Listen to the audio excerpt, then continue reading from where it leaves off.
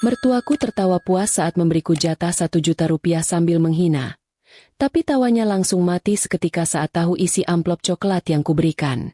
Sebelum kita mulai lebih lanjut, yuk, tekan tombol suka, serta tombol subscribe agar tidak ketinggalan kisah menarik lainnya.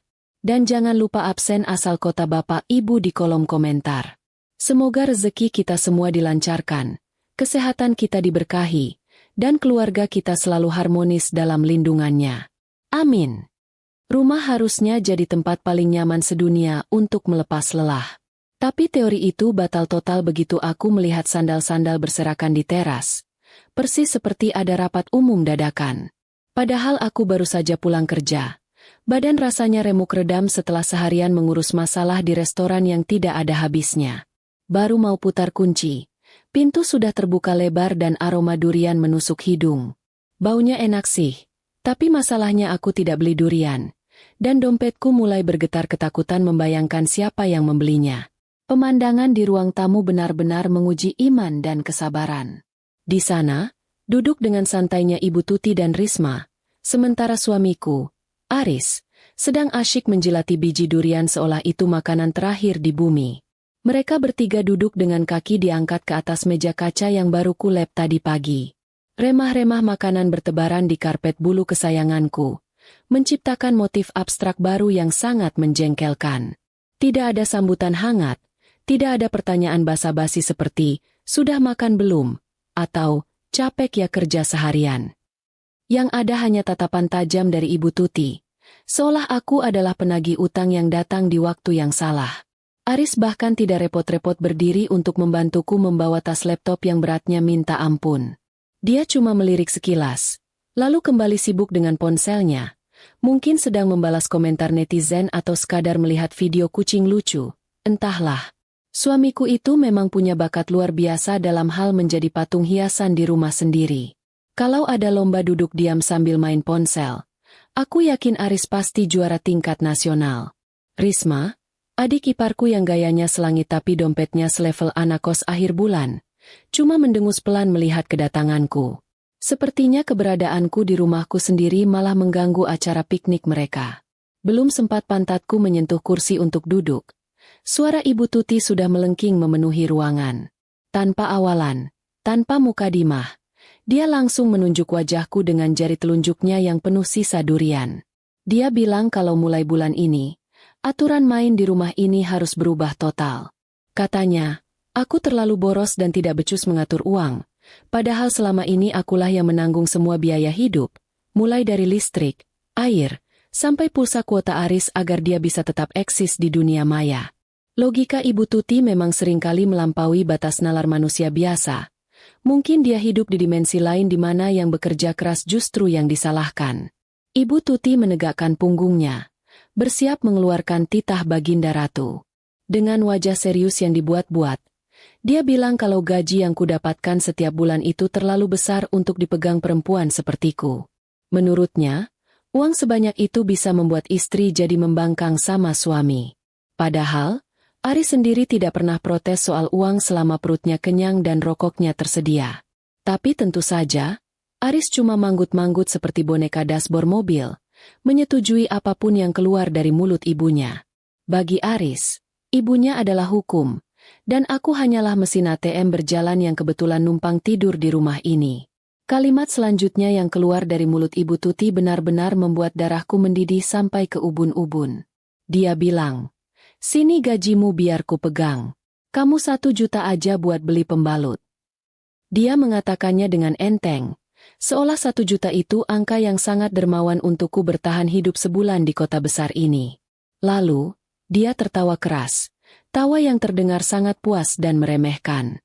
Risma ikut terkikik geli di sebelahnya sambil menepuk-nepuk tangan. Seakan-akan itu lelucon paling lucu abad ini. Bahkan Aris, suamiku sendiri, ikut tersenyum mengejek ke arahku.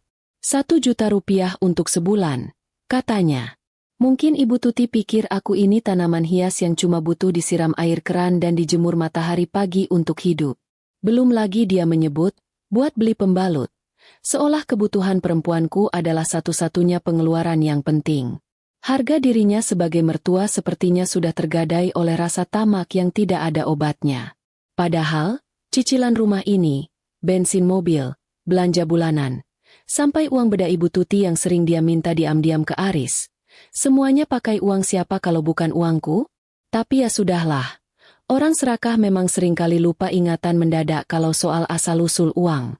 Anehnya, bukannya meledak marah atau menangis drama seperti di sinetron. Aku malah merasa sangat tenang. Otakku tiba-tiba menjadi dingin.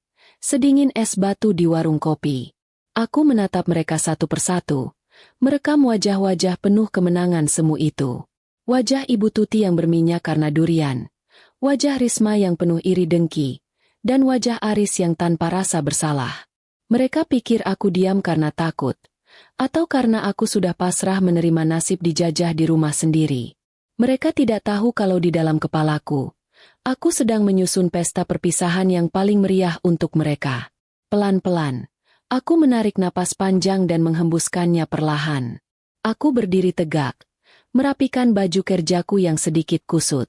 Senyum tipis mengembang di bibirku, senyum yang membuat Risma sedikit mengernyit karena bingung. "Oh, begitu ya, Bu? Ibu mau pegang semua gaji saya?" Tanyaku dengan nada suara yang sangat lembut, bahkan lebih lembut dari sutra. Ibu Tuti langsung mengangguk semangat.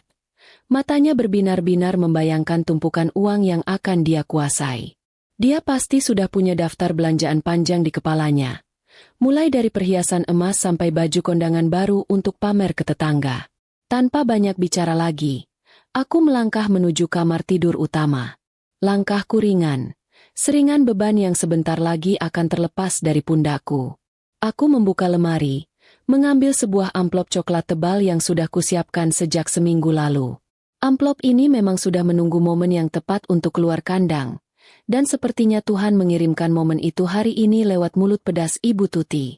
Aku menimang amplop itu sebentar, merasakan ketebalannya. Ini bukan sekadar amplop, ini adalah tiket kebebasanku. Aku kembali ke ruang tamu, di mana tiga manusia itu masih menatapku dengan penuh harap, menanti, upeti, yang mereka kira akan mereka terima. Suasana di ruang tamu mendadak hening, persis seperti suasana ujian nasional saat pengawas masuk ruangan. Mata mereka bertiga terpaku pada benda yang sedang kupegang erat di tangan kanan. Amplop coklat itu memang terlihat tebal dan menggoda, seolah-olah berteriak minta segera dibuka. Ibu Tuti bahkan sampai menelan ludah. Jakunnya naik turun dengan irama yang cukup menggelikan. Mungkin di kepalanya, amplop ini berisi gepokan uang tunai hasil bonus tahunan atau keuntungan restoran yang selama ini selalu mereka incar. Mereka tidak tahu saja, ketebalan amplop itu bukan berasal dari lembaran uang merah, melainkan dari tumpukan dosa dan kebodohan mereka sendiri yang sudah kurekap dengan rapi. Aku meletakkan amplop itu di atas meja kaca, tepat di tengah-tengah sisa kulit durian yang berserakan. Gerakanku pelan dan penuh perhitungan. Sengaja mengulur waktu untuk menikmati wajah-wajah penuh harap itu sedikit lebih lama. "Ini yang kalian minta, Bu," ucapku datar. "Katanya Ibu mau pegang kendali keuangan, kan? Silakan, itu semua aset dan tanggung jawab yang ada di rumah ini." Belum sempat tanganku menarik diri sepenuhnya, Ibu Tuti sudah menyambar amplop itu dengan kecepatan cahaya. Luar biasa memang tenaga orang tua kalau sudah berurusan sama harta. Refleksnya bisa mengalahkan atlet bulu tangkis pelatnas. Risma dan Aris langsung merapat ke sisi Ibu Tuti, persis seperti semut yang baru saja mencium bau gula tumpah. Kepala mereka saling beradu, berebut posisi paling strategis untuk melihat isi amplop sakti itu. "Wah, tebal banget Bu. Pasti puluhan juta ini," bisik Risma dengan suara yang tidak bisa dibilang pelan. Aris cuma senyum-senyum lebar sampai matanya menyipit. Mungkin dia sudah membayangkan membeli stik kaset permainan baru atau mentraktir teman-temannya ngopi biar kelihatan sukses. Kasihan sekali imajinasi mereka. Harus terbang setinggi langit hanya untuk dijatuhkan tanpa parasut ke dasar jurang kenyataan. Dengan gerakan kasar dan tidak sabaran, Ibu Tuti merobek segel amplop itu. Suara kertas yang sobek terdengar sangat nyaring di ruangan yang sunyi. Dia membalikan amplop itu dan menumpahkan isinya ke atas meja. Tapi, detik itu juga, waktu seolah berhenti berputar bagi mereka bertiga. Bukannya lembaran uang berwarna merah dan biru yang berjatuhan indah seperti hujan rezeki. Yang keluar justru tumpukan kertas putih ukuran folio dengan kop surat resmi yang kaku. Senyum lebar di wajah Aris langsung lenyap, digantikan oleh ekspresi bingung seperti orang yang salah masuk toilet umum. Ibu Tuti mengerutkan keningnya yang sudah banyak lipatan itu. Tangannya gemetar saat mengambil lembar paling atas. Matanya menyipit, berusaha mengejar huruf-huruf tebal yang tercetak di sana tanpa kacamata bacanya. Surat. Gugatan. Cerai? Eja Ibu Tuti terbata-bata. Suaranya tercekat di tenggorokan, seolah ada duri-durian yang nyangkut di sana. Wajahnya yang tadi merah merona karena kegirangan, mendadak berubah pucat pasi, lebih putih dari tembok rumah yang belum dicat ulang. Dia menatapku dengan horor, seolah aku baru saja berubah menjadi hantu penunggu pohon beringin. Belum selesai kagetnya Ibu Tuti, Aris dengan panik menyambar kertas lain yang tergeletak di meja. Itu adalah salinan sertifikat rumah. Di sana tertulis jelas, hitam di atas putih, nama pemilik tunggal, Sinta, serta tanggal pembelian yang jauh sebelum kami menikah. Lengkap dengan bukti notaris bahwa ini adalah harta bawaan yang tidak bisa diganggu-gugat. Aris membelalakan matanya. Mulutnya terbuka lebar sampai lalat pun mungkin sungkan untuk masuk. Dia baru sadar kalau istana tempat dia bermalas-malasan selama ini bukan miliknya sepeser pun. Mimpinya untuk menguasai rumah ini kalau kami bercerai, musnah sudah dalam hitungan detik. Sementara itu, Risma memegang lembaran terakhir dengan tangan gemetar. Itu adalah rekapitulasi hutang judi daring dan pinjaman lintah darat atas nama Aris yang selama ini diam-diam aku lunasi bunganya. Jumlahnya fantastis. Cukup untuk bikin orang kena serangan jantung mendadak. Di bawah rincian itu, ada surat pernyataan bermeterai yang menyatakan aku berhenti menjadi penjamin dan berhenti membayar cicilan itu mulai detik ini. Risma menatap kakaknya dengan tatapan tidak percaya, lalu beralih menatapku dengan ketakutan. Dia sadar, kalau aku berhenti bayar, penagih hutang yang datang tidak akan sopan seperti tamu kondangan. Kenapa diam? Bukannya tadi tertawa paling keras? Tanyaku sambil bersandar santai di sofa. Aku menatap mereka satu persatu dengan tatapan dingin. Katanya aku cuma butuh 1 juta buat beli pembalut? Nah, sekarang silakan kalian hitung sendiri. Tanpa uangku, tanpa rumahku, dan dengan tumpukan hutang Mas Aris itu, kira-kira 1 juta cukup tidak buat kalian bertiga hidup seminggu. Ruangan itu hening total. Bahkan suara napas mereka pun terdengar berat. Kesombongan yang tadi memenuhi ruangan kini menguap entah kemana, digantikan oleh bau amis ketakutan dan penyesalan yang terlambat. Mereka baru saja sadar. Mereka sudah menggali kuburan mereka sendiri. Kalau ada kompetisi mematung tingkat kecamatan, 3 orang di depanku ini pasti menyapu bersih semua pialanya. Mereka diam mematung dengan mulut sedikit terbuka, persis ikan mas koki yang kehabisan oksigen di akuarium. Wajah Ibu Tuti yang tadi garang sekarang pucat pasi. Bedak tebalnya seolah retak menahan ekspresi kaget yang berlebihan. Aris yang biasanya sok jagoan kini terlihat menciut. Bahunya turun drastis seolah tulang punggungnya mendadak hilang entah kemana. Sungguh pemandangan yang sangat memanjakan mata. Jauh lebih indah daripada pemandangan matahari terbenam di pantai manapun. Akhirnya, Ibu Tuti yang pertama kali sadar dari mode beku. Dia melempar kertas sertifikat rumah itu kembali ke meja dengan kasar. Napasnya memburu seperti banteng yang melihat kain merah. "Kamu gila ya, Sinta?" teriaknya dengan suara yang pecah. "Istri macam apa kamu berani menggugat cerai suami? Ingat, Aris ini suamimu. Surgamu ada di telapak kakinya.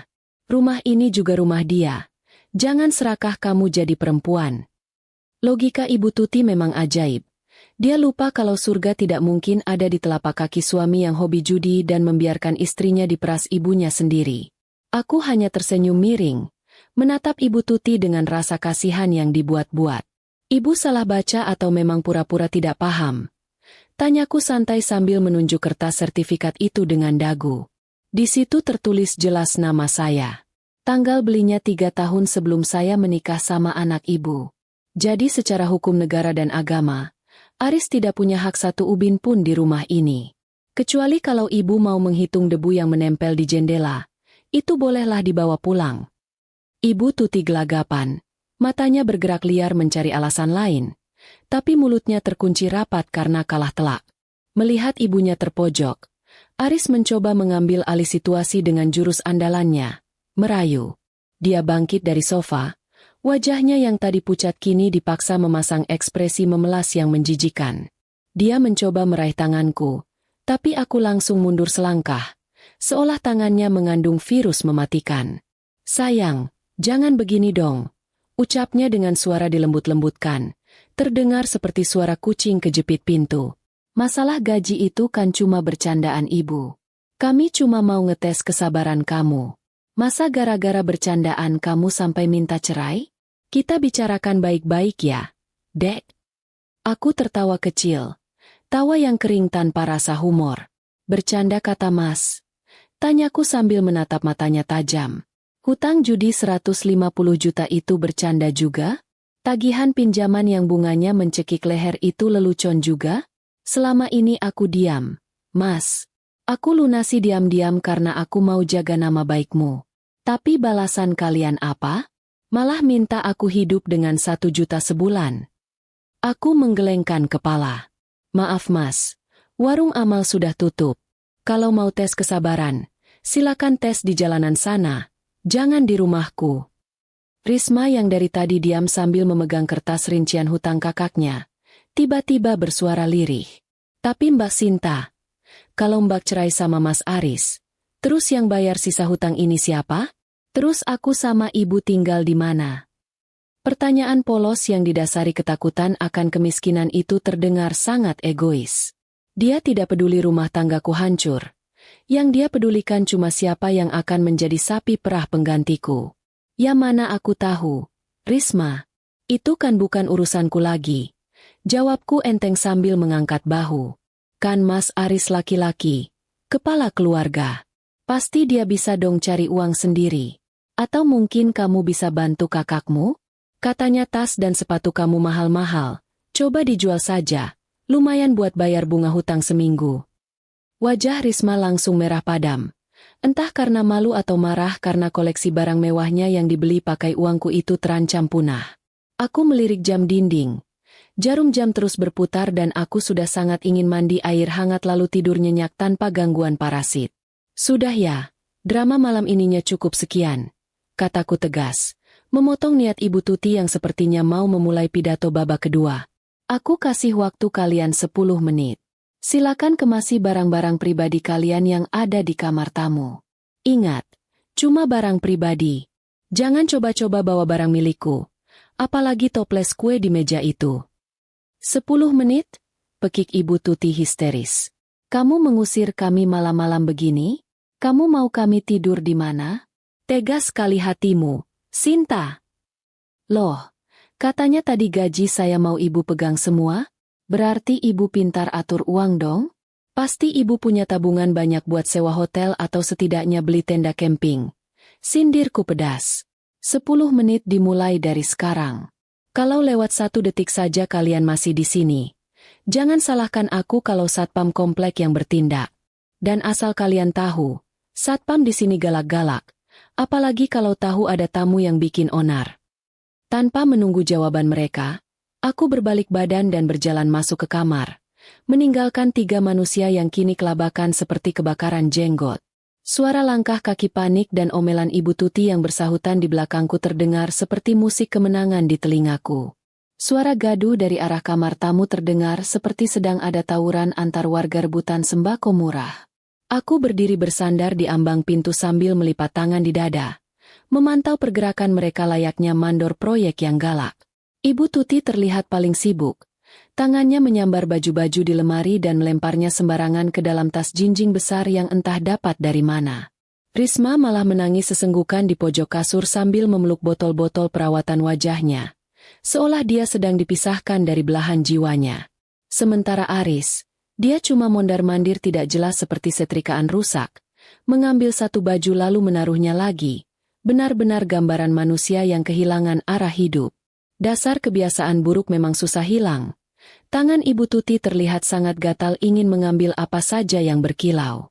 Aku melihat dengan mata kepalaku sendiri dia mencoba menyelipkan sprei sutra mahal milikku ke dalam tas pakaiannya. Eits, tunggu dulu Bu. Tegurku santai tapi tegas. Itu sprei beli di pameran. Harganya mahal. Bukan jatah untuk dibawa pulang ya. Tolong dikeluarkan lagi atau tasnya saya bongkar di sini. Dengan wajah merah pada menahan malu bercampur marah, Ibu Tuti mengeluarkan kain halus itu dan melemparnya kembali ke kasur. Mulutnya komat kamit merapalkan sumpah serapah yang untungnya tidak terlalu jelas terdengar, karena tertutup suara isak tangis Risma yang makin kencang. Aris masih berusaha memainkan kartu terakhirnya sebagai suami yang terzalimi di detik-detik terakhir. Dia berhenti mondar-mandir dan menatapku dengan mata yang dibuat berkaca-kaca. Berharap hati perempuanku akan luluh lantak. Dek, masa kamu tega biarkan ibuku tidur di luar?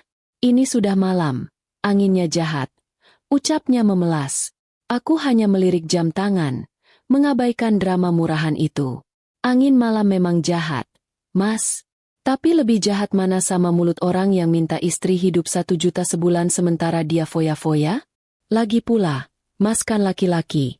Harusnya Mas yang jadi tameng buat ibu dan adikmu, bukan malah merengek ke istri yang sudah Mas ceraikan secara agama barusan. Tepat saat jarum panjang menyentuh angka 12. Bel pagar depan berbunyi nyaring membelah keheningan malam. Aku tersenyum lebar. Bantuan kavaleri sudah datang tepat waktu. Aku berjalan ke depan dan membukakan pintu untuk 2 orang satpam kompleks yang berbadan tegap, Pak Asep dan rekannya. Mereka sudah kuberi kode lewat pesan singkat tadi saat masuk ke kamar. Malam, Bu Sinta. Ada keributan apa ya? Tadi Ibu minta kami siap siaga. Tanya Pak Asep sopan sambil membetulkan letak topinya. Aku menunjuk ke arah ruang tengah di mana 3 tamu, tak diundang itu baru saja menyeret tas-tas mereka keluar kamar dengan wajah kusut. Tolong bantu mereka keluar ya, Pak. Mereka tamu yang sudah habis masa berkunjungnya tapi agak susah disuruh pulang. Kataku sambil tersenyum ramah pada Pak Asep. Wajah Aris langsung pucat melihat seragam safari biru tua itu. Nyalinya yang tadi sempat muncul sedikit untuk mendebatku, kini langsung tiarap.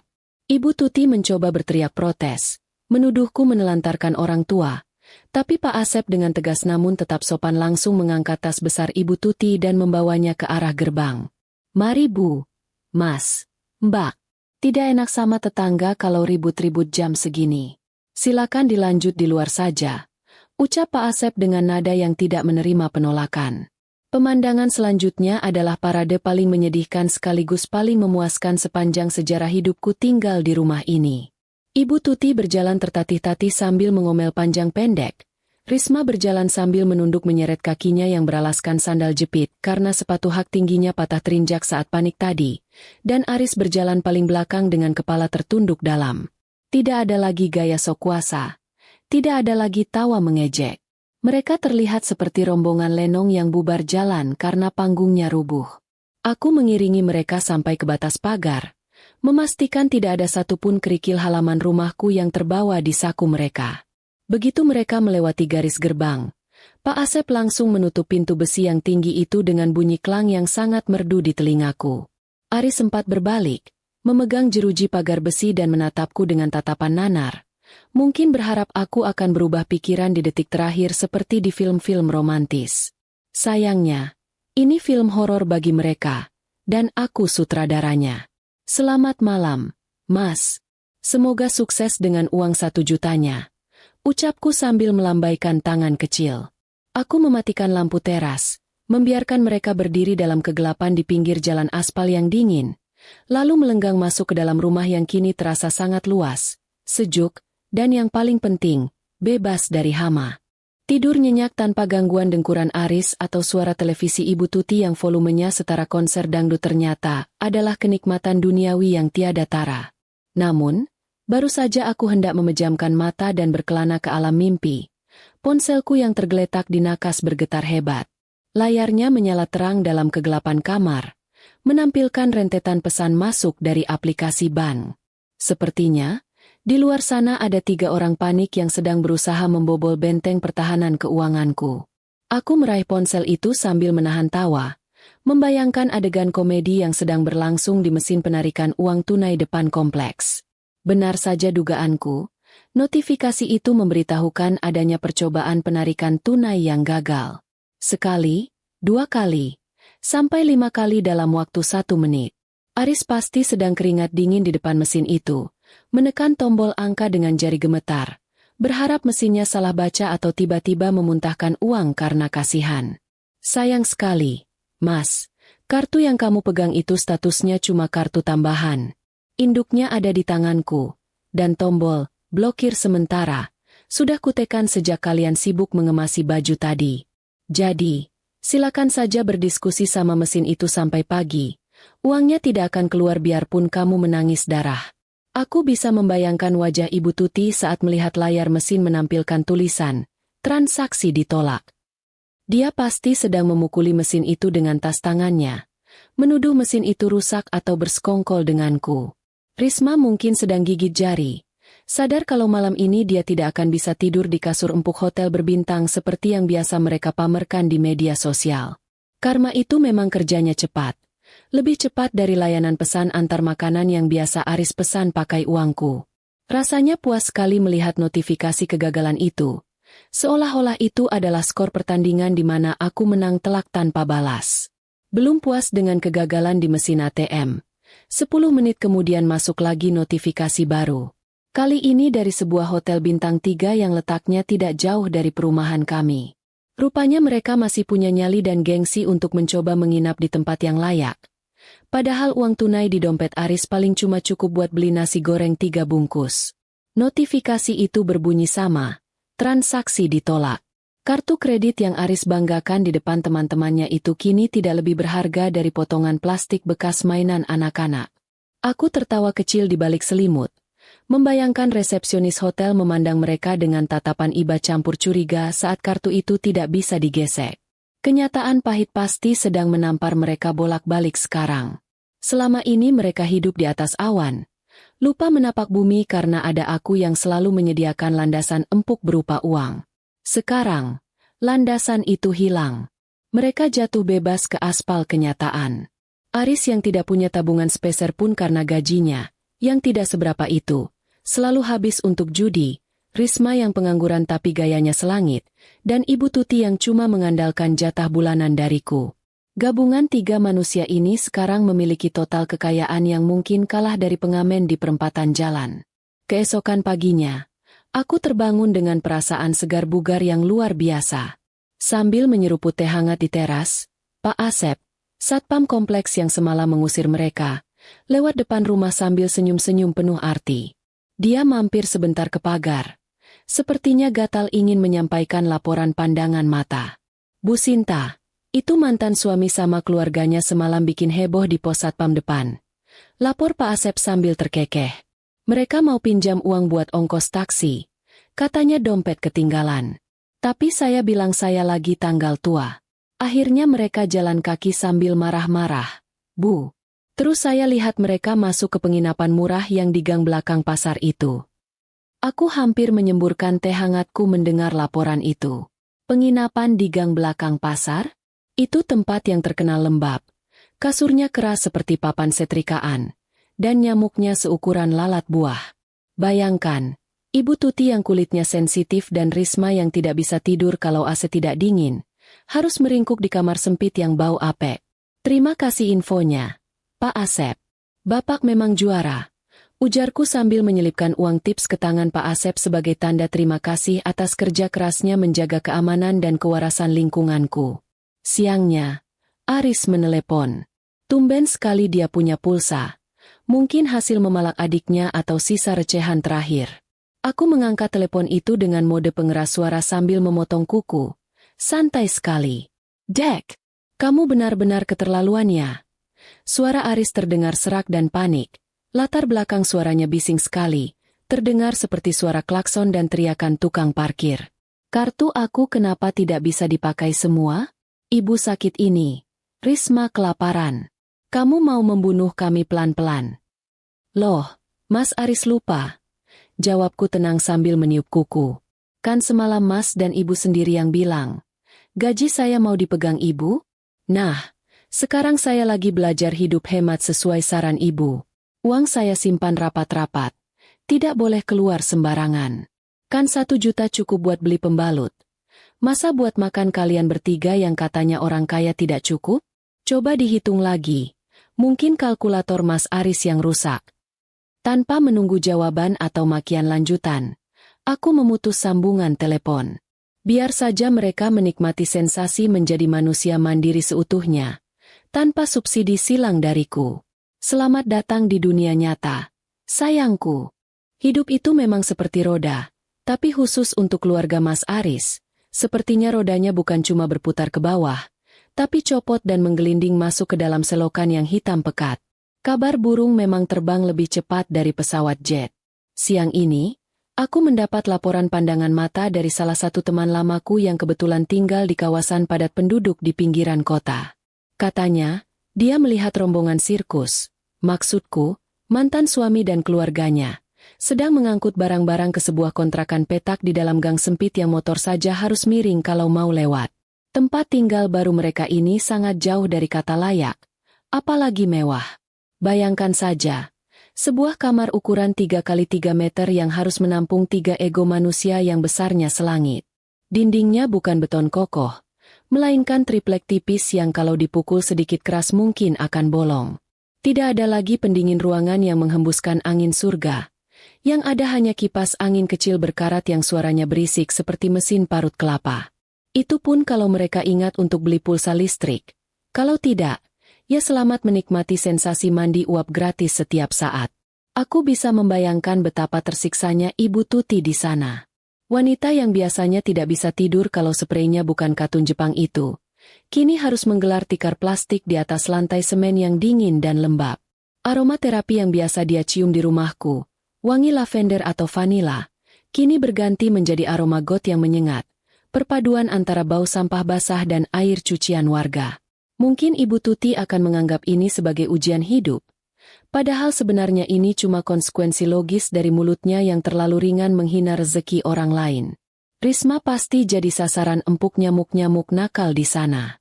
Kulitnya yang selama ini dia rawat dengan krim wajah harga jutaan, yang tentu saja pakai uangku, sekarang menjadi hidangan prasmanan bagi serangga penghisap darah. Tidak ada lagi cerita bangun siang dengan wajah glowing bersinar. Yang ada, dia akan bangun dengan wajah bentol-bentol dan mata panda karena begadang menepuk nyamuk. Risma yang biasanya jijik melihat debu sedikit saja, sekarang harus berteman akrab dengan kecoa yang mungkin akan sering mampir untuk menyapa penghuni baru yang sombong itu. Urusan perut adalah babak penyiksaan selanjutnya. Dulu, mereka tinggal tunjuk menu. Makanan enak langsung tersaji di meja makan. Mau rendang, mau ayam bakar, mau pizza, semua ada. Sekarang, uang sisa di saku Mas Aris mungkin cuma cukup untuk beli mie instan atau nasi bungkus dengan lauk paling murah. Itu pun harus dibagi 3. Aku tertawa geli membayangkan mereka duduk melingkar di lantai, memperebutkan kerupuk yang melempem, sambil saling menyalahkan siapa yang membuat mereka jatuh miskin. Padahal jawabannya ada di cermin masing-masing. Di tengah penderitaan itu, Mas Aris pasti menjadi samsak tinju hidup bagi ibunya. Ibu Tuti yang tidak terima hidup susah pasti akan mengomel sepanjang hari, menyalahkan Mas Aris yang dianggap tidak becus, tidak punya tabungan, dan tidak bisa membujuk istri. Mas Aris, yang mentalnya sekuat kerupuk kena air, cuma bisa diam menunduk. Dia tidak bisa lagi lari main judi atau nongkrong di warung kopi mahal, karena modalnya sudah nol besar. Dia terperangkap dalam penjara yang dia bangun sendiri, bersama 2 sipir wanita yang cerewetnya minta ampun. Sementara mereka menikmati istana kardus barunya, aku di sini sibuk melakukan pembersihan total. Bukan cuma membersihkan debu, tapi membersihkan jejak-jejak negatif yang mereka tinggalkan. Aku memanggil jasa pembersih rumah profesional untuk menyedot semua debu di kamar bekas mereka, menyemprotkan disinfektan, dan mengganti suasana rumah agar lebih segar. Baju-baju bekas Mas Aris yang tertinggal kumasukkan ke dalam kantong plastik hitam besar. Bukan untuk disimpan sebagai kenang-kenangan, tapi untuk disumbangkan ke panti asuhan atau siapapun yang membutuhkan kain lap. Rasanya rumah ini jadi 2 kali lebih luas dan 10 kali lebih terang. Tidak ada lagi aura negatif yang bikin dada sesak. Aku duduk di sofa empuku, menyeruput jus jeruk dingin sambil menatap taman belakang yang asri. 1 juta buat pembalut, gumamku sambil tersenyum miring. Kalimat itu sekarang terdengar seperti lelucon paling konyol. Justru dengan 1 juta rupiah itu, mereka sekarang harus belajar matematika tingkat dewa. Bagaimana caranya membagi uang segitu untuk makan, bayar sewa, listrik, dan air buat 3 orang dewasa selama sebulan. Selamat berhitung, keluargaku sayang. Semoga kalkulator kalian tidak meledak. Matahari siang ini bersinar begitu terik, seolah-olah sedang menaruh dendam pribadi pada siapa saja yang berani keluar rumah tanpa payung. Di rumahku yang sejuk dan nyaman, aku sedang menikmati segelas es teh manis sambil memandangi kolam ikan, merasakan kedamaian yang sudah lama hilang.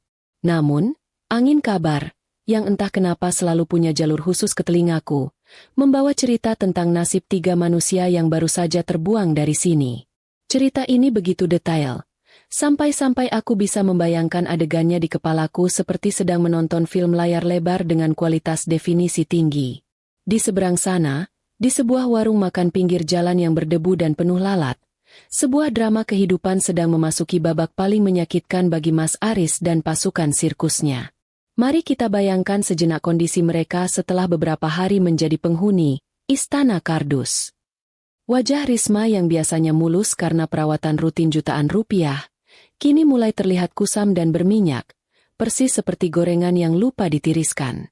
Rambutnya yang dulu badai, sekarang lepek dan kusut karena sampo mahal miliknya sudah habis dan terpaksa diganti dengan sampo sasetan warung yang bikin rambut kaku seperti ijuk sapu. Ibu Tuti? Jangan tanya. Wanita yang hobi pamer perhiasan itu kini lebih mirip nenek sihir yang kehilangan tongkat ajaibnya. Daster mewahnya sudah kusut, dan wajahnya menekuk permanen, seolah-olah dia sedang mencium bau ketiak Mas Aris sepanjang waktu. Perut lapar memang tidak kenal gengsi. Itu hukum alam yang tidak bisa dibantah bahkan oleh Ibu Tuti sekalipun. Setelah berhari-hari hanya makan mie instan yang membuat usus mereka keriting, siang itu mereka memutuskan untuk mencari makan nasi. Tentu saja bukan di restoran berpendingin ruangan tempat mereka biasa pamer foto makanan, melainkan di sebuah warung makan sederhana di pinggir jalan raya yang bising. Warung itu sempit, panas, dan aroma masakan bercampur dengan asap knalpot kendaraan yang lewat. Bagi mereka yang biasa hidup seperti raja dan ratu, masuk ke warung ini mungkin rasanya seperti masuk ke ruang penyiksaan. Mas Aris berjalan paling depan dengan langkah gontai, tangannya merogoh saku celana, menghitung lembaran uang ribuan yang sudah lecek dan bau apek. Wajahnya lesu. Matanya cekung kurang tidur karena harus bergadang menepuk nyamuk nakal di kontrakan barunya. Di belakangnya, Ibu Tuti mengeluh kepanasan sambil mengipasi lehernya dengan sobekan kardus bekas. Sementara Risma berjalan jinjit-jinjit takut sandalnya terkena becekan air cucian piring yang menggenang di depan warung. Pemandangan yang sungguh kontras dengan gaya mereka seminggu yang lalu saat masih menumpang hidup di rumahku. Mereka duduk di bangku kayu panjang yang catnya sudah mengelupas, berhimpitan dengan kuli bangunan dan sopir angkutan umum yang sedang istirahat makan siang. Risma menatap jijik pada meja kayu di hadapannya yang terlihat berminyak dan ada beberapa lalat yang sedang pesta pora di atas tumpahan kecap. Dia mengambil tisu, mengelap meja itu berkali-kali dengan wajah mau muntah. Padahal tisu itu pun dia minta dari pemilik warung karena dia tidak modal beli tisu sendiri. Ibu Tuti memesan makanan dengan suara pelan. Takut ada orang yang mengenali suaranya.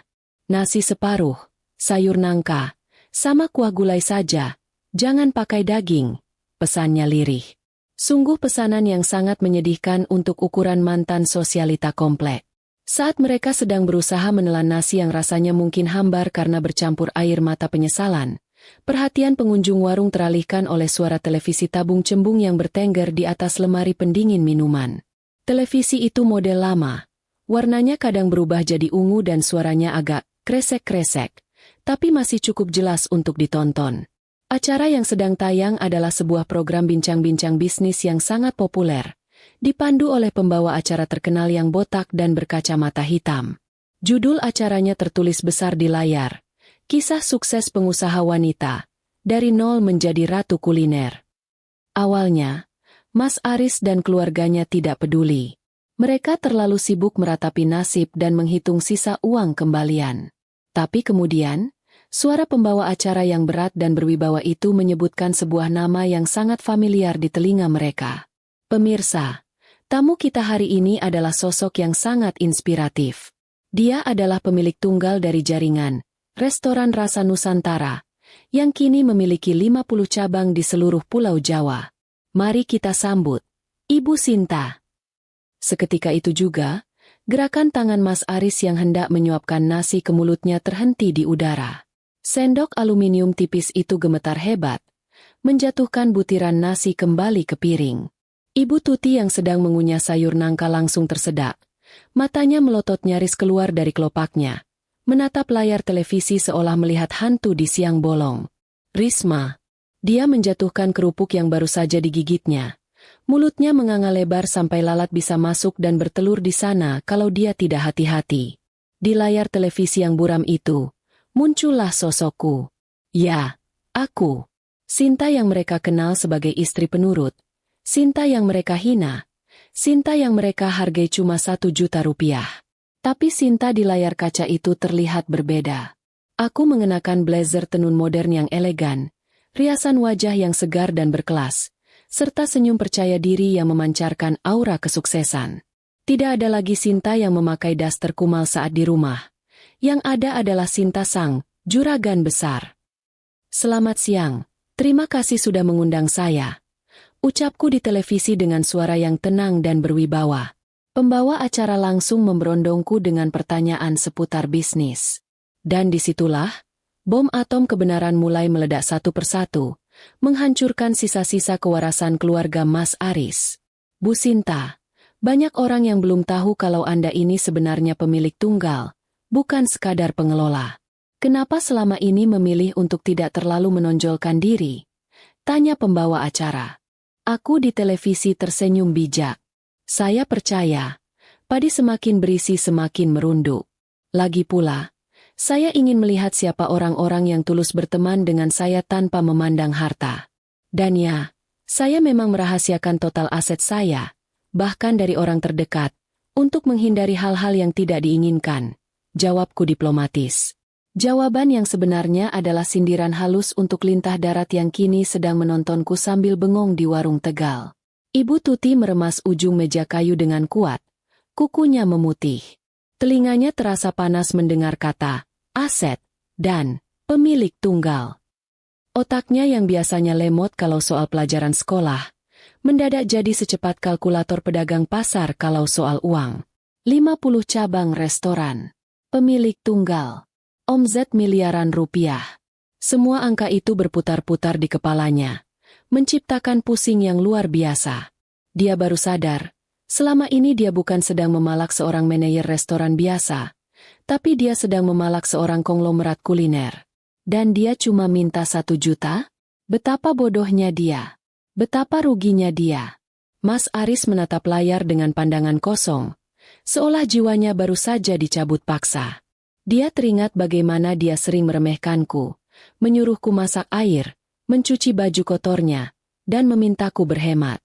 Padahal, istri yang dia suruh-suruh itu adalah bos besar yang punya ribuan karyawan. Harga diri laki-lakinya yang memang sudah tipis, kini hancur lebur menjadi debu. Dia merasa seperti orang paling bodoh sedunia. Istri sekaya itu, sesukses itu, dia sia-siakan demi judi dan menuruti ibunya yang gila harta.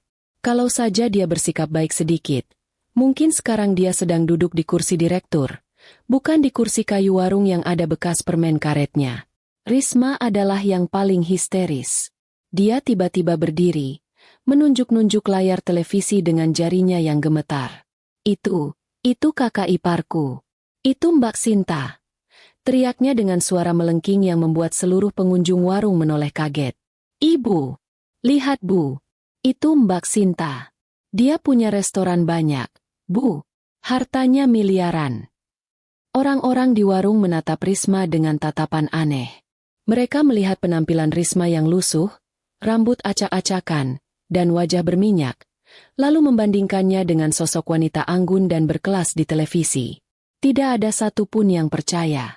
Neng, kalau halu jangan siang-siang, pamali. Celetuk seorang bapak sopir angkot sambil menyeruput kopinya. Masa orang kaya begitu punya saudara kaya, Neng? Mending abisin dulu itu nasinya. Keburu dingin. Benar, Pak. Saya tidak bohong. Dia istri kakak saya. Bantah Risma sambil mengguncang bahu Mas Aris yang masih mematung. Mas, ngomong dong Mas. Bilang sama mereka kalau itu istrimu. Tapi Mas Aris tidak bisa bicara. Lidahnya keluh. Apa yang mau dibanggakan? Mengaku suami dari wanita yang baru saja dia ceraikan dan usir secara halus? Mengaku suami dari wanita yang dia hargai seharga pembalut? Pengakuan itu hanya akan membuatnya semakin terlihat menyedihkan. Di layar televisi, wawancara berlanjut. Pembawa acara bertanya tentang tantangan terbesar dalam hidupku. Tantangan terbesar bukan datang dari bisnis. Jawabku di layar sambil menatap lurus ke kamera. Seolah-olah aku sedang menatap mata Mas Aris langsung. Tantangan terbesar adalah menghadapi orang-orang terdekat yang tidak tahu cara bersyukur. Mereka yang kita beri hati, tapi malah meminta jantung. Tapi saya bersyukur.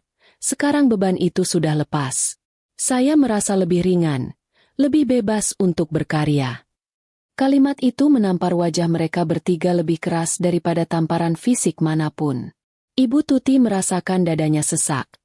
Napasnya tersengal-sengal. Bayangan hidup mewah yang selama ini dia impikan sebenarnya sudah ada di depan mata. Sudah dia genggam, tapi dia sendiri yang membuangnya ke tempat sampah. Dia membayangkan tas-tas bermerek, perhiasan berlian, liburan ke luar negeri. Semua fasilitas yang seharusnya bisa dia nikmati sebagai mertua pemilik restoran sukses. Semua itu lenyap. Musnah. Hanya karena keserakahan yang tidak terkontrol. Air mata penyesalan mulai menetes di pipi keriput Ibu Tuti. Jatuh membasahi daster kumalnya. Bukan air mata sedih karena kehilangan menantu yang baik. Tapi air mata sedih karena kehilangan akses ke brankas uang berjalan. Sinta. Sinta. Rintihnya pelan, suaranya parau. Kenapa kamu tidak bilang dari dulu? Kenapa kamu diam saja? Ibu Tuti mulai meracau, menyalahkan keadaan, menyalahkanku yang tidak pamer. Dasar manusia aneh. Sudah salah masih saja mencari kambing hitam. Mas Aris menundukkan kepala dalam-dalam, menyembunyikan wajahnya di antara kedua telapak tangan. Dia malu. Malu pada dirinya sendiri.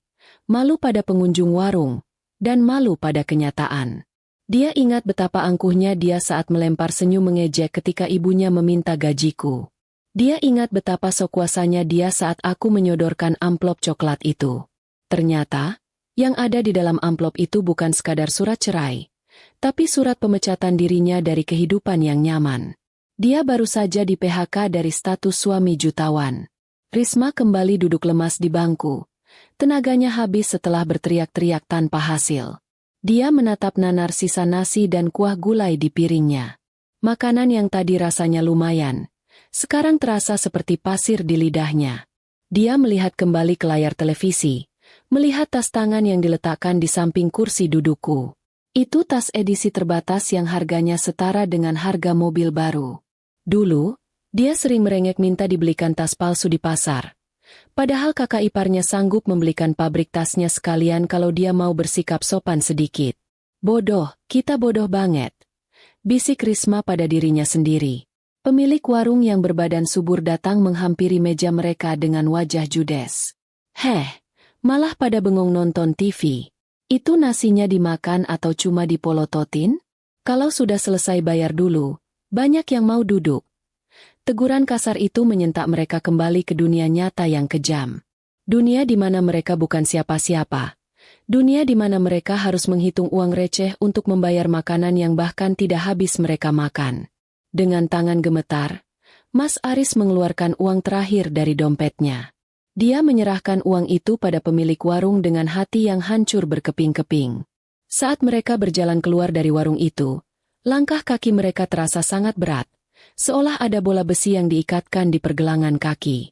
Di belakang mereka, suara tawa dan tepuk tangan penonton studio di televisi terdengar membahana, merayakan kesuksesanku.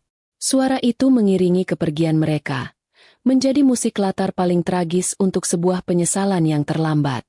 Matahari semakin terik menyengat kulit, tapi hati mereka terasa dingin, beku oleh kenyataan pahit bahwa mereka baru saja membuang berlian demi memungut kotoran. Wangi bunga melati dan sedap malam memenuhi setiap sudut ruangan besar di sebuah hotel berbintang 5 yang kusewa hari ini. Ini adalah hari besar. Hari di mana aku akan meresmikan kantor pusat sekaligus cabang utama jaringan rumah makanku. Tamu-tamu penting sudah mulai berdatangan, mulai dari rekan bisnis, pejabat daerah, sampai wartawan dari berbagai media cetak dan elektronik. Semuanya terlihat berkilauan, wangi, dan penuh tawa sopan. Namun, di balik senyum ramahku saat menyalami para tamu, ada satu radar di kepalaku yang terus menyala, waspada menanti kedatangan tamu istimewa yang tidak diundang tapi pasti akan nekat datang. Firasatku tidak pernah meleset, apalagi setelah mendengar kabar dari Pak Asep, satpam komplek rumahku yang kini jadi informan setia, bahwa tadi pagi dia melihat rombongan mantan suamiku naik angkutan umum dengan dandanan yang sengaja dibuat menyedihkan. Rupanya, setelah melihatku di televisi kemarin, bukannya sadar diri dan bertobat, otak licik Ibu Tuti malah bekerja 2 kali lebih cepat. Bagi manusia sejenis Ibu Tuti, rasa malu itu nomor sekian. Yang nomor 1 adalah uang. Dia pasti berpikir bahwa orang kaya sepertiku punya kelemahan fatal, takut nama baiknya tercoreng. Dan disitulah dia berencana menusukku. Mari kita putar waktu sedikit ke belakang, mengintip apa yang terjadi di kontrakan petak yang sumpek itu pagi tadi. Berdasarkan logika Ibu Tuti yang sudah karatan, satu-satunya cara untuk mendapatkan uang dariku adalah dengan melakukan peras emosi publik. Rencana ini disusun dengan sangat matang di atas tikar plastik yang sudah bolong-bolong kena sundutan rokok Mas Aris. Dengar ya, kata Ibu Tuti sambil memijat kakinya yang pegal linu. Sinta itu sekarang orang terpandang. Dia pasti takut kalau wartawan tahu dia punya mertua yang terlantar. Kita datang ke sana. Kita bikin keributan. Ibu akan pura-pura pingsan. Kalian menangis yang kencang. Pokoknya bikin dia malu sampai dia kasih kita cek kosong biar kita diam. Sungguh sebuah rencana yang brilian dalam kebodohannya. Mereka lupa satu hal penting. Aku bukan Sinta yang dulu, yang bisa ditakut-takuti dengan ancaman dosa atau omongan tetangga. Tapi tentu saja, mereka tidak tahu itu. Mereka sibuk mempersiapkan kostum panggung mereka. Risma yang biasanya tidak mau keluar rumah kalau alisnya belum presisi, hari ini sengaja tidak menyisir rambutnya agar terlihat kusut masai. Dia bahkan memakai bedak bayi secara asal-asalan supaya wajahnya terlihat pucat seperti orang kurang gizi. Padahal memang kurang gizi betulan belakangan ini. Mas Aris, sang mantan suami yang kehilangan arah, dipaksa memakai baju batik lamanya yang sudah pudar warnanya dan agak sobek di bagian ketiak. Celana bahannya sudah kependekan, memperlihatkan mata kakinya yang kurus. Penampilan ini sangat sempurna untuk mendukung narasi, suami yang dizalimi istri durhaka. Ibu Tuti sendiri memilih daster paling jelek yang dia punya, daster yang kancingnya sudah copot 2, dan dia sengaja tidak memakai alas kaki yang layak, cuma sandal jepit tipis yang warnanya sudah tidak jelas antara biru atau hitam karena daki. Ingat, instruksi Ibu Tuti dengan semangat berapi-api.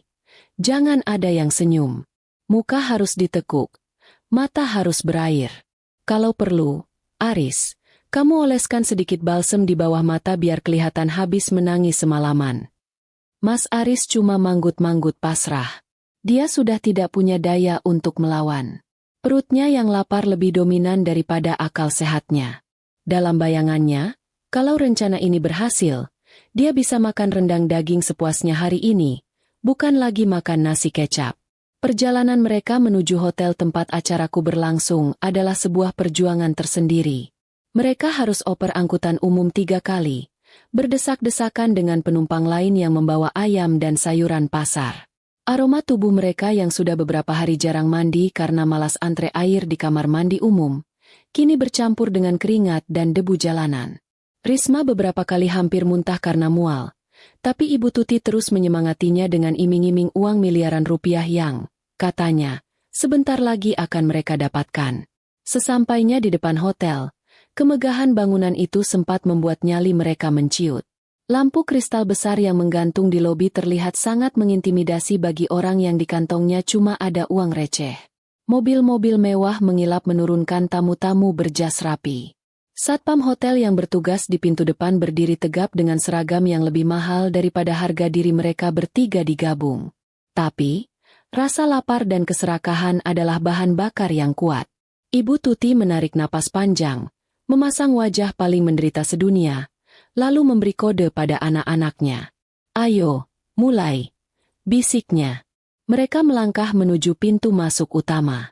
Tentu saja, belum sampai 5 langkah, 2 orang petugas keamanan hotel langsung menghadang mereka. Wajar saja, penampilan mereka lebih mirip pengemis yang nyasar daripada tamu undangan. "Maaf, Bu, Pak, dilarang mengemis di area hotel," ucap salah satu petugas dengan tegas sambil merentangkan tangan. "Silakan tinggalkan tempat ini sebelum kami panggil polisi."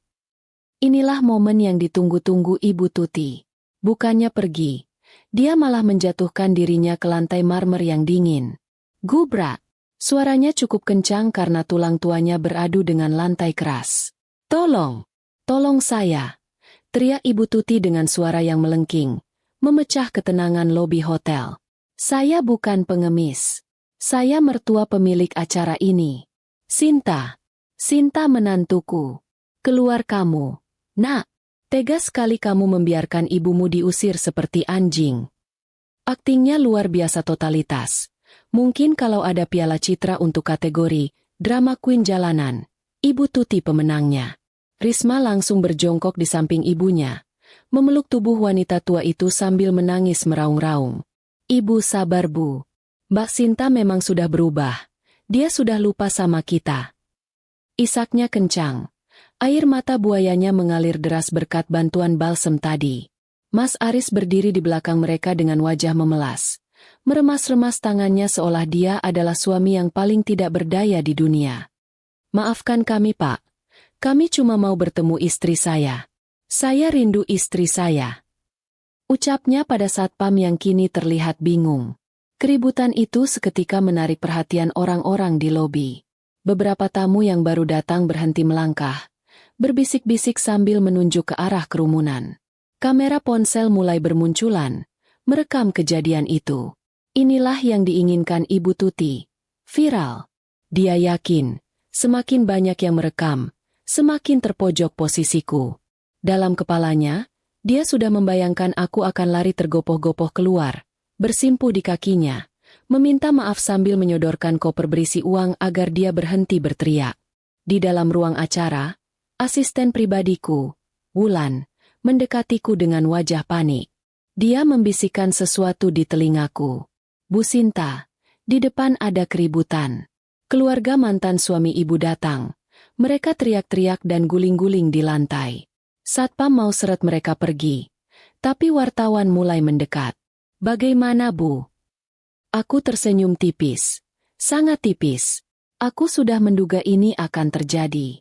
Justru kalau aku mengusir mereka sekarang secara paksa, narasi, orang kaya sombong menindas orang miskin, akan tercipta. Media suka sekali berita seperti itu, dan Ibu Tuti tahu celahnya.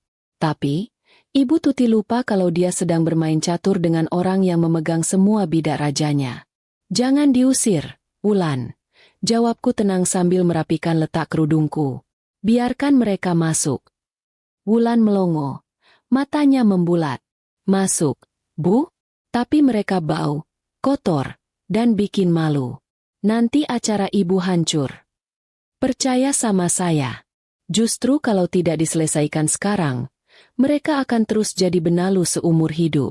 Biarkan mereka masuk. Giring mereka ke panggung utama.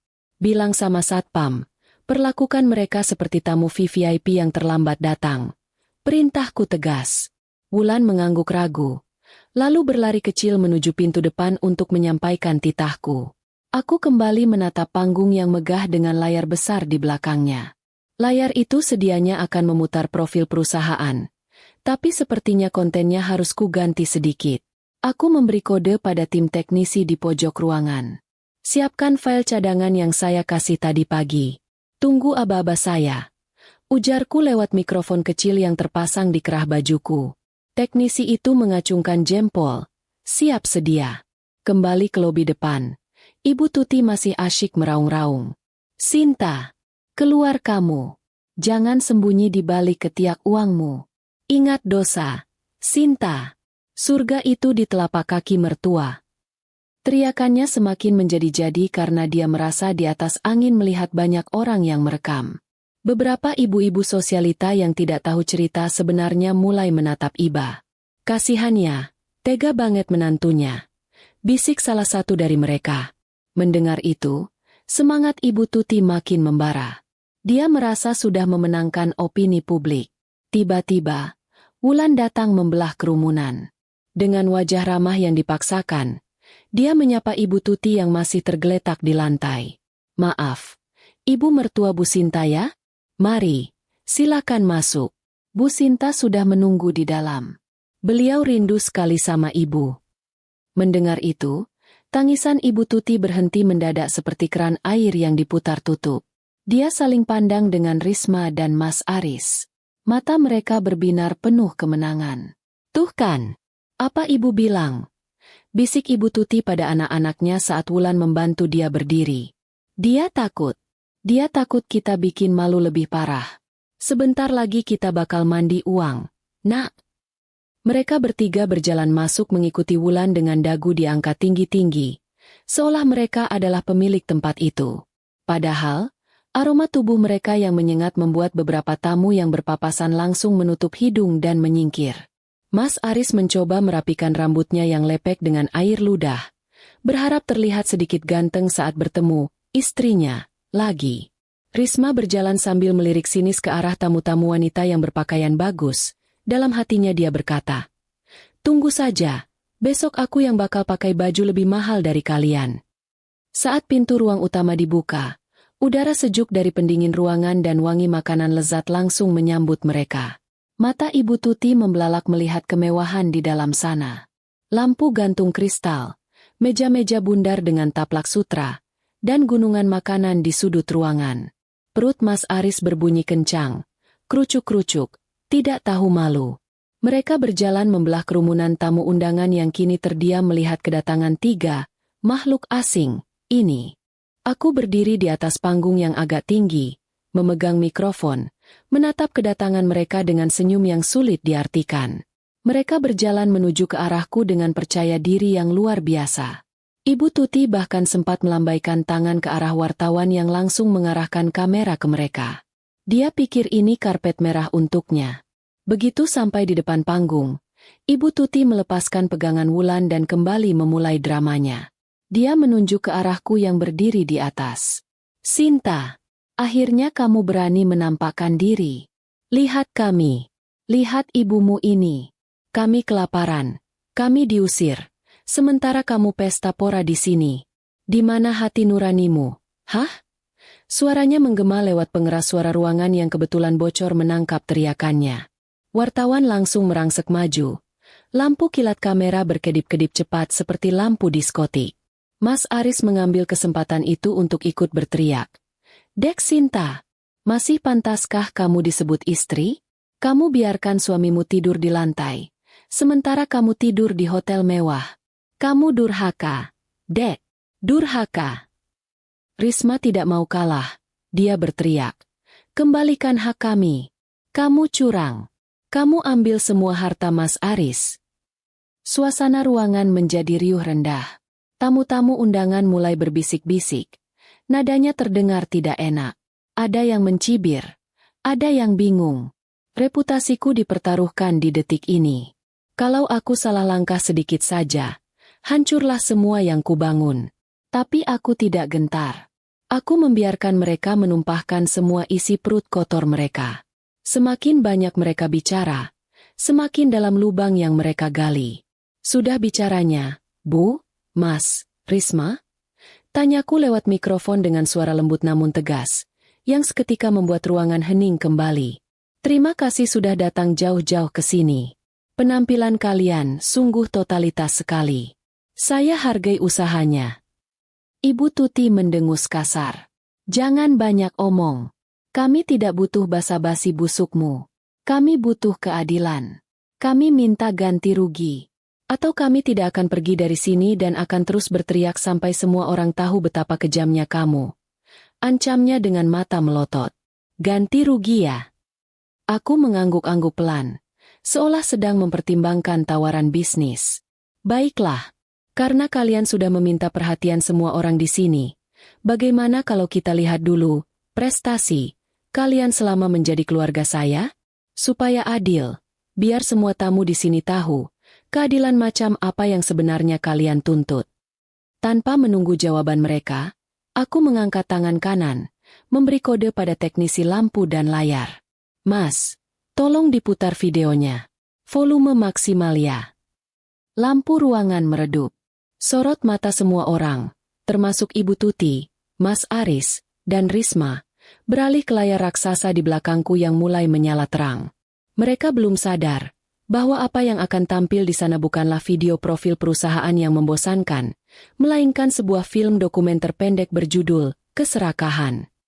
Senyum kemenangan di wajah Ibu Tuti masih tersisa sedikit, sebelum akhirnya membeku menjadi ekspresi horor yang tak akan pernah dia lupakan seumur hidupnya. Babak penentuan baru saja dimulai, dan kali ini, tidak ada lagi kata kasihan. Layar raksasa di belakangku yang biasanya hanya menampilkan grafik penjualan atau foto menu makanan yang membosankan, kini berubah fungsi menjadi layar tancap paling menarik sepanjang sejarah. Cahaya dari proyektor menyorot tajam, membelah keremangan ruangan, menampilkan gambar dengan kualitas kejernihan yang luar biasa. Aku memang tidak pernah main-main soal kualitas, termasuk kualitas kamera pengawas yang kupasang di setiap sudut rumah lamaku. Niat awalnya sih untuk keamanan dari maling luar, tapi ternyata malah berguna untuk merekam tingkah laku maling dalam selimut yang selama ini tidur di kamar tamu. Detik pertama video itu diputar, suasana ruangan yang tadinya riuh rendah oleh bisik-bisik tetangga, mendadak senyap seperti kuburan di tengah malam. Semua mata, tanpa terkecuali, terpaku pada layar. Adegan pembuka menampilkan ruang tengah rumahku dengan tanggal dan jam yang tertera jelas di pojok atas kanan. Di sana, terlihat sosok Ibu Tuti yang sedang mengendap-endap masuk ke kamarku saat aku sedang mandi. Gerakannya lincah sekali untuk ukuran orang tua yang sering mengeluh sakit pinggang. Di layar itu, terpampang nyata bagaimana tangan keriputnya membuka dompetku, mengambil beberapa lembar uang berwarna merah, lalu menyelipkannya ke balik kutang dengan senyum licik yang membuat siapapun yang melihatnya ingin melempar sandal. Suara desah kaget terdengar serentak dari para tamu undangan. Ibu-ibu sosialita yang tadi sempat menatap iba pada Ibu Tuti, kini menutup mulut mereka dengan tangan, menatap jijik ke arah wanita tua yang masih berdiri mematung di depan panggung. Wajah Ibu Tuti yang tadi merah padam karena marah, sekarang berubah warna menjadi abu-abu pucat, persis seperti warna semen basah. Mulutnya ternganga, matanya melotot menatap aibnya sendiri yang diputar dalam ukuran raksasa. Dia ingin berteriak menyangkal, tapi lidahnya keluh, terkunci oleh bukti visual yang tidak terbantahkan. Belum sempat penonton menarik napas, video berganti ke adegan berikutnya. Kali ini giliran Risma yang menjadi bintang utama. Terlihat dia sedang berada di ruang cuci, memegang baju gamis sutra kesayanganku.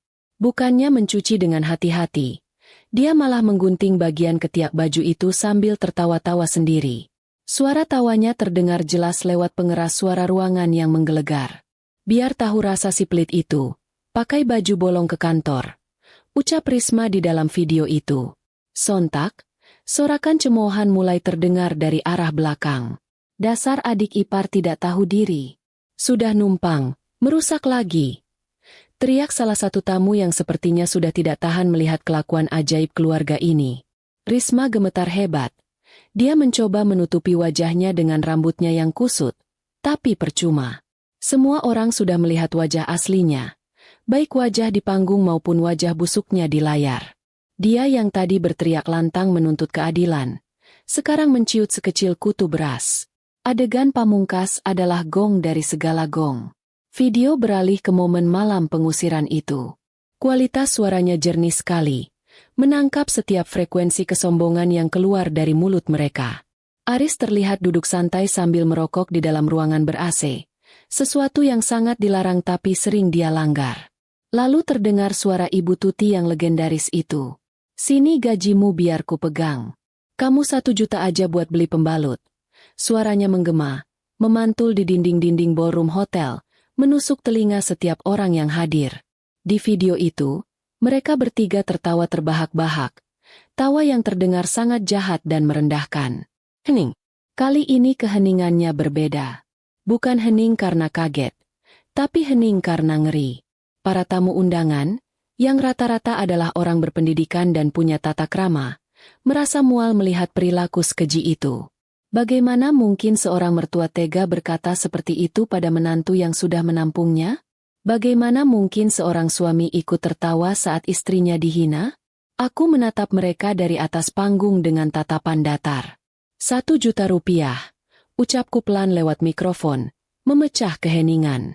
Itulah harga yang kalian berikan untuk kerja keras saya selama ini.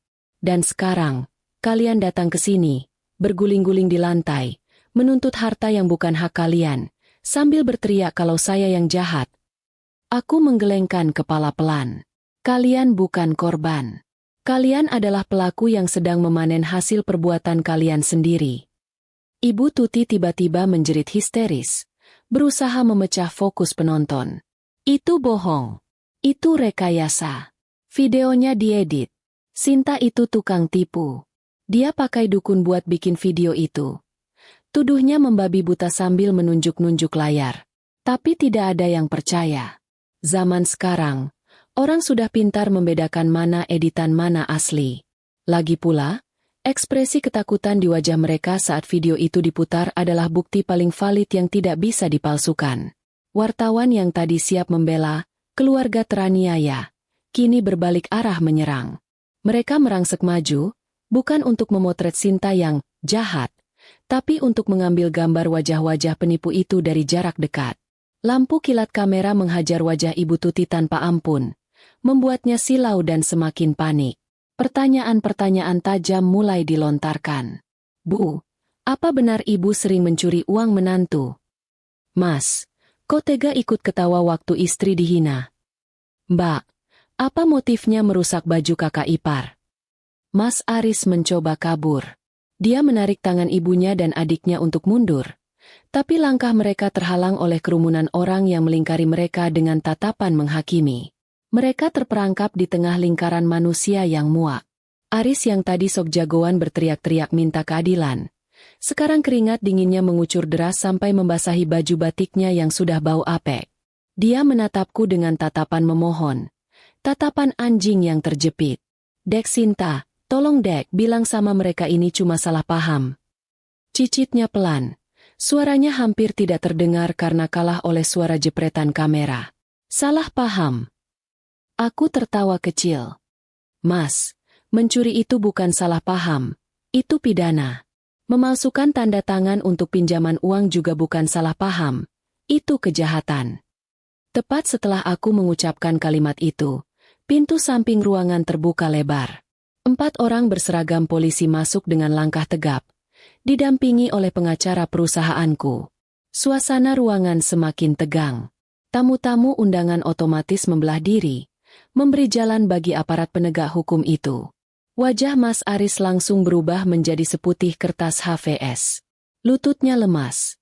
Gemetar hebat sampai-sampai dia harus berpegangan pada bahu ibunya agar tidak ambruk. Polisi itu berhenti tepat di hadapan Mas Aris. Selamat siang, Saudara Aris Prasetyo? Tanya salah satu polisi dengan nada tegas. Aris tidak bisa menjawab. Mulutnya membuka menutup seperti ikan mas koki, tapi tidak ada suara yang keluar. Dia hanya mengangguk lemah. Kami menerima laporan atas dugaan pemalsuan dokumen dan penipuan pinjaman daring ilegal yang menggunakan data diri Saudari Sinta tanpa izin, serta penggelapan dana rumah tangga. Kami juga memiliki bukti rekaman pencurian yang dilakukan oleh Saudari Tuti dan perusakan properti oleh Saudari Risma. Lanjut polisi itu sambil menunjukkan surat penangkapan. Dunia seakan runtuh di atas kepala Ibu Tuti. Dia yang bermimpi pulang membawa koper berisi uang, kini malah dijemput mobil patroli. Tidak, saya tidak salah. Ini anak saya, Aris yang salah. Saya cuma ibu rumah tangga, teriak Ibu Tuti, mencoba mencuci tangan dan mengorbankan anaknya sendiri demi menyelamatkan diri. Sungguh naluri bertahan hidup yang sangat egois. Aris menatap ibunya dengan tatapan tidak percaya. Ibu yang selama ini dia bela mati-matian. Ibu yang membuatnya berani melawan istri, kini membuangnya begitu saja saat bahaya datang. Ibu juga harus ikut kami ke kantor polisi untuk dimintai keterangan sebagai saksi dan tersangka pencurian, kata polisi itu dingin, tidak terpengaruh oleh drama Ibu Tuti. Salah satu polisi wanita mendekati Ibu Tuti dan memegang lengannya agar tidak kabur. Risma menangis meraung-raung. Kakinya lemas sampai dia terduduk di lantai, memeluk kaki polisi sambil memohon ampun. "Pak, saya jangan dipenjara Pak, saya masih muda, saya belum nikah, itu cuma gunting baju Pak, bukan gunting orang." Racau Risma tidak jelas. Pemandangan itu sungguh menyedihkan sekaligus memuaskan. 3 orang yang dulu berjalan dengan dagu terangkat di rumahku, yang merasa paling berkuasa mengatur hidupku, kini diseret keluar seperti kriminal kelas 3 di hadapan ratusan pasang mata. Tidak ada lagi harga diri yang tersisa. Kehormatan mereka sudah telanjang bulat, dikuliti oleh bukti-bukti kelakuan mereka sendiri. Para tamu undangan tidak ada yang bersimpati. Mereka justru bertepuk tangan pelan saat polisi menggiring keluarga itu keluar, seolah-olah sedang menyaksikan akhir dari sebuah pertunjukan teater antagonis yang menyebalkan. Aku melihat punggung Mas Aris yang membungkuk saat dia berjalan keluar dikawal polisi. Punggung lelaki yang dulu pernah kucintai, tapi kemudian menjadi sumber luka terbesarku. Ada sedikit rasa sesak di dada, bukan karena rindu, tapi karena rasa kasihan melihat betapa rendahnya seorang manusia bisa jatuh karena tidak bisa mengendalikan nafsu duniawi. Dia punya kesempatan hidup enak, punya istri yang mandiri dan setia, tapi dia memilih menukarnya dengan judi dan gengsi semu. Tepat sebelum pintu keluar tertutup, Ibu Tuti sempat menoleh ke belakang, menatapku dengan tatapan penuh kebencian dan keputusasaan. Tapi kemudian, tubuhnya tiba-tiba menegang.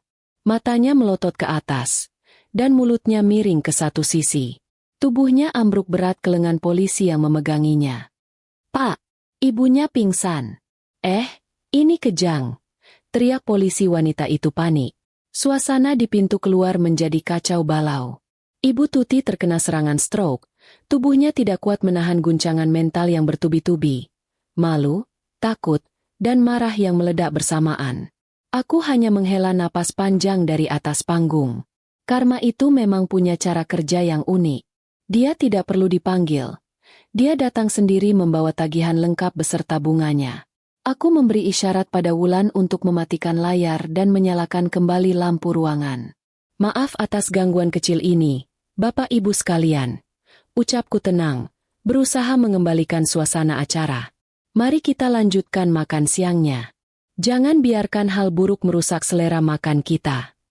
Para tamu kembali duduk, meski bisik-bisik tentang kejadian tadi masih terdengar berdengung seperti lebah. Namun, bagiku, pertunjukan sudah selesai. Tirai sudah diturunkan. Yang tersisa hanyalah proses hukum dan masa depan suram bagi mereka yang tidak tahu cara bersyukur. Aku meletakkan mikrofon di meja podium, merasakan beban ratusan ton terangkat dari pundakku. Akhirnya, benar-benar berakhir. Waktu berjalan tanpa ampun, menggilas siapa saja yang diam di tempat dan mengangkat mereka yang terus melangkah. 3 tahun berlalu sejak insiden memalukan di hotel berbintang itu. 3 tahun yang cukup untuk mengubah segalanya, termasuk nasib orang-orang yang dulu pernah merasa menjadi raja dan ratu di istana orang lain. Hari ini, hujan turun rintik-rintik, membasahi jalanan kota yang berdebu. Aku duduk di kursi belakang mobilku, menatap tetesan air di kaca jendela sambil tersenyum tipis. Di sampingku, duduk seorang pria dengan senyum teduh yang sedang membacakan buku cerita untuk putri kecil kami yang baru berusia 2 tahun. Mas Raka, suamiku sekarang. Dia bukan pengusaha kaya raya, hanya seorang dosen arsitektur yang sederhana, tapi hatinya seluas samudra. Dia tahu bagaimana cara menghargai perempuan, sesuatu yang tidak pernah aku temukan pada Mas Aris. Mobil kami melaju pelan melewati sebuah kawasan kumuh di pinggir kota. Kami baru saja pulang dari acara bakti sosial pembagian sembako.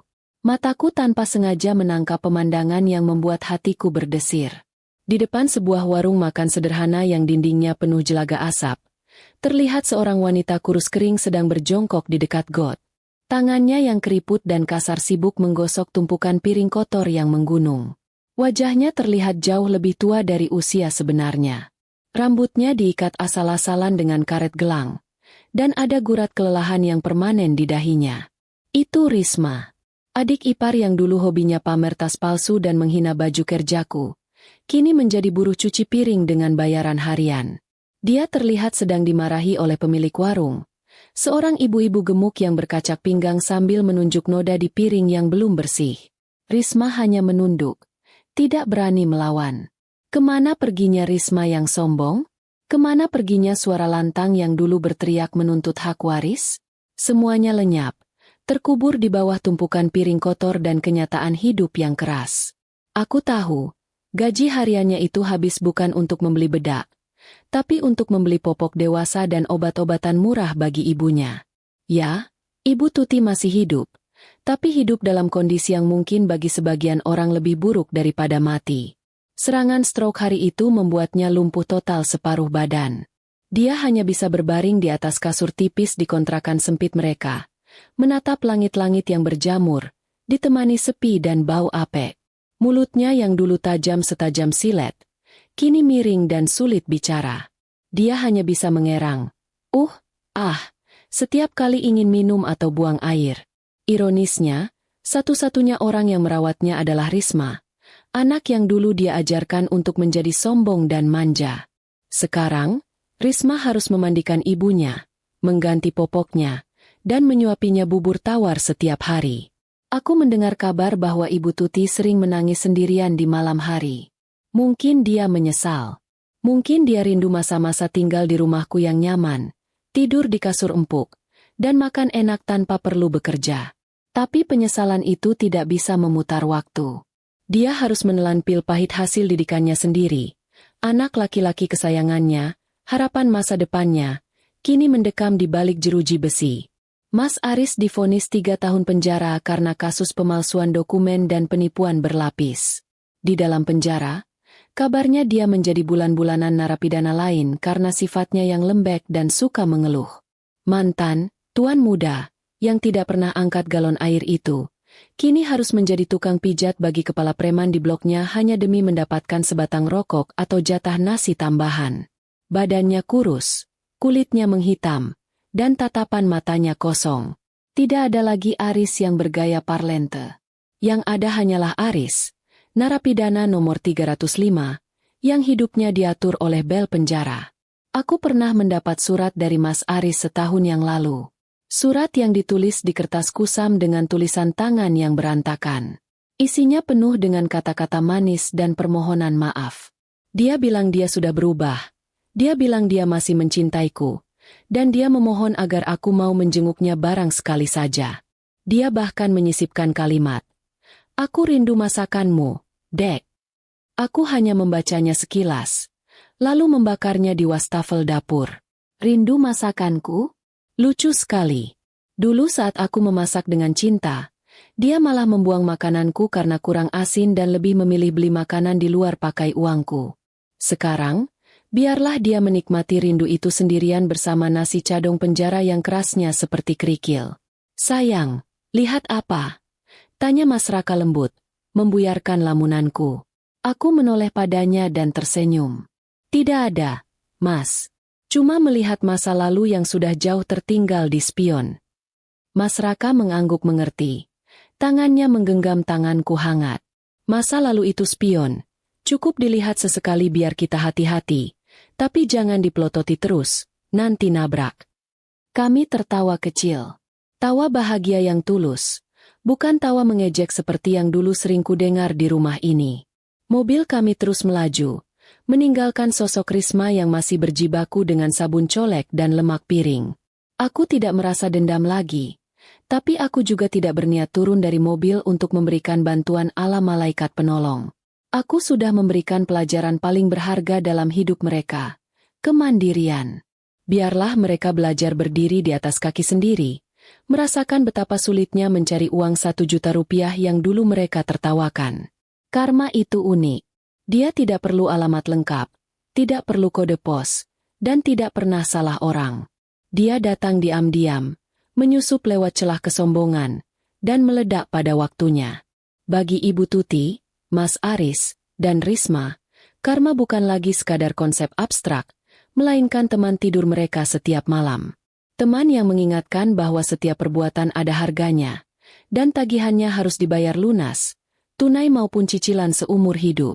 Saat sampai di rumah, aku disambut oleh wangi masakan Mbak Nah, asisten rumah tanggaku yang baru. Rumahku kini terasa sangat hidup. Di ruang tengah, tidak ada lagi mertua yang menuntut jatah, tidak ada suami yang malas-malasan, dan tidak ada adik ipar yang iri dengki. Yang ada hanyalah suara tawa putri kecilku yang berlarian mengejar kucing, dan diskusi hangat antara aku dan Mas Raka tentang rencana liburan akhir tahun. Aku duduk di sofa, memandang sekeliling istanaku yang tenang. Tiba-tiba aku teringat kalimat Ibu Tuti 3 tahun lalu. Sini gajimu biar ku pegang. Kamu 1 juta aja buat beli pembalut. Kalimat itu dulu menyakitkan, tapi sekarang terdengar seperti lelucon sejarah. 1 juta rupiah? Sekarang, uang segitu bahkan bisa kuhasilkan dalam hitungan menit dari 1 cabang restoranku. Tapi bukan nominal uangnya yang penting. Yang penting adalah harga diri yang berhasil kuselamatkan. Aku mengambil ponselku, membuka aplikasi perbankan, dan melakukan transfer bulanan rutin. Bukan ke rekening Ibu Tuti tentu saja, melainkan ke panti asuhan tempat anak-anak yang benar-benar membutuhkan berada. Uangku lebih berkah di sana. Aku menutup aplikasi itu dan meletakkan ponsel di meja.